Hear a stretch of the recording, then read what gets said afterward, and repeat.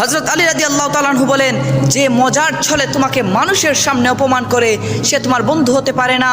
বন্ধু তাকে বানাও যে তোমাকে নামাজের জন্য উপদেশ দিবে। বন্ধু তাকে বানাও যে তোমাকে ভালো কাজের দিকে নিয়ে যাবে। বন্ধু তাকে বানাও যে তোমাকে খারাপ কাজ করতে দেখলে বাধা দিবে। বন্ধু তাকে বানাও যে তোমাকে আল্লাহর জন্য ভালোবাসবে।